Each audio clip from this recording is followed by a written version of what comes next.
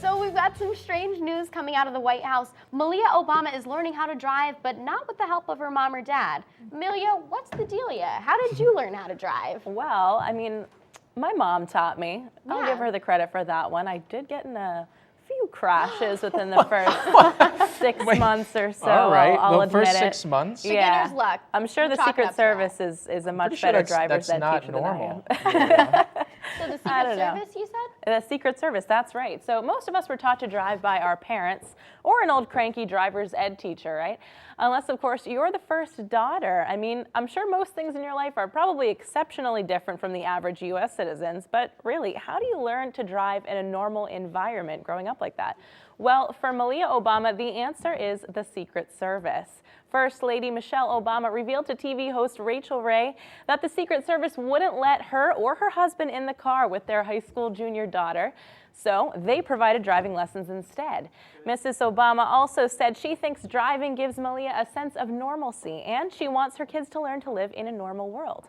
Malia is allowed to drive by herself, of course, under the watchful eye of the Secret Service, so watch out, D.C., President's daughter on the loose.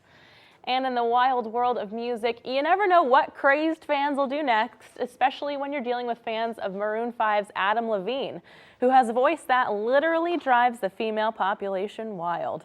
But actually, one lady fan jumped onto the stage at a Monday concert in California and tried to physically hug him. The 2013 sexiest man alive did handle the situation pretty smoothly, though. He first tried to push her away and then probably realized it would be better to accept the crazy than try to escape it. So he put his arm around her until security came to give her a good old walk off. He actually even received a slight flesh wound from the whole incident. He told the crowd that the lady cut his ear with her fingernail, adding, quote, "It's just weird to be like in the moment, you know? And then the next thing you know, someone's effing in your face. It's super terrifying. Hey, at least you have a potential scar to prove it happened, Adam." You've probably all seen posters of her up in your guy friend's dorm room, and more than likely seen her 2012 Cat Daddy video by photographer Terry Richardson that went viral. I think it's safe to say that Kate Upton is a total pop culture icon today in the U.S. But Vogue UK reporter Alexa Chung made the discovery in an interview with Upton that the blonde bombshell was not exactly pleased that the clip of her performing the Cat Daddy dance in a teeny bikini even hit the internet in the first place. In fact, she even used the words disrespectful and horrified. Upton said that she assumed it was being filmed for fun by the controversial celebrity photographer and never imagined it would see the light of day. All is well today, though. Kate says that, quote, "Now, obviously, it's fine." Of course it's fine, girl, you're famous.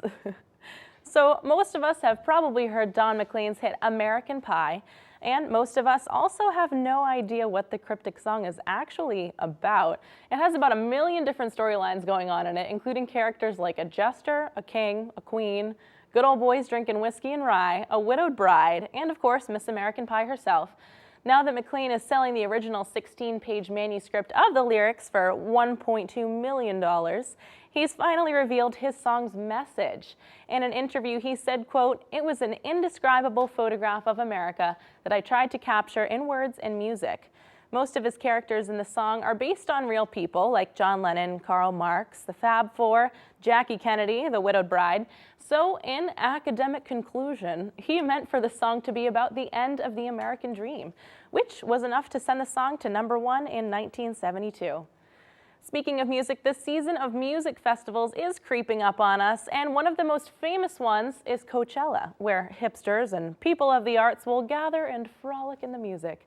I unfortunately cannot make it to or afford the $800 double weekend price tag on those tickets, but for those of you that can, let's take a look at some of this year's acts on my must-see list.